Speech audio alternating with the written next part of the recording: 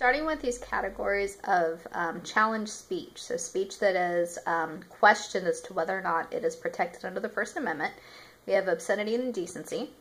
And with indecency, we have this category of speech where there is a First Amendment protection for it. So you as an adult have a constitutional right to access indecent expression.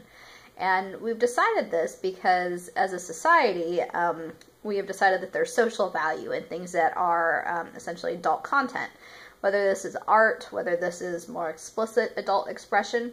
And so it's protected because we've decided there's a level of social value there, that as adults at least, we should have a right to access this content. This is different from obscenity, where obscenity, which is kind of very extreme adult expression, has not been deemed to have social value. And so we make this distinction between indecent expression, which is protected but regulated, and obscenity, which isn't protected at all under the First Amendment, which isn't actually technically legal. The difficulty here, of course, is in defining obscenity. The courts have had a lot of problems with this, mostly because if we think all the way back to our first section about the First Amendment and this idea of vagueness and being overly broad and how that can make a law unconstitutional when we're talking about freedom of expression. So trying to define obscenity in a way that isn't too vague and that also isn't overreaching. Couple this with the idea that our social definitions of what's obscene versus indecent have changed dramatically. So things that were obscene in the 1970s are barely indecent now. And so the courts have tried to make that as flexible as possible. And it's kind of led to a lot of confusion in terms of how we define obscenity.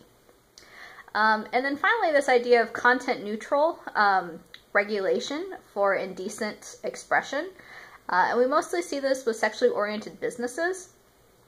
Particularly how we zone them, so where we put them, and also this idea of expressive conduct, where we can essentially regulate kind of minimum requirements in terms of behavior at adult establishments, sexually oriented businesses.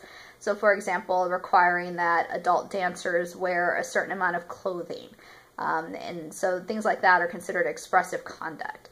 The idea here is that we're not explicitly outlawing or targeting indecent expression, so it's considered content neutral. So we're not saying that adult dancers can only dance to a certain type of music, which, by the way, the courts have ruled that adult dancing is protected under the First Amendment. It's considered freedom of expression.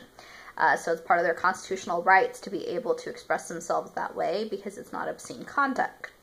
At the same time, if you think too deeply into it, this idea of it being content neutral is kind of a little bit of a farce because those expressive conduct regulations are targeted specifically at sexually oriented businesses, which is kind of a type of speech in terms of indecency. But the courts have kind of skirted that as a gray line area. And so because we're not telling these sexually oriented businesses what can and can't be said, we're really just kind of putting like minimum health and safety regulations in place to try to minimize like secondary effects and enforce a certain type of conduct. As long as these establishments aren't breaking any kind of criminal laws, then generally speaking, those types of regulations are considered content neutral, and then they also have to abide by, obviously, any kind of criminal statutes in place on a state-by-state basis.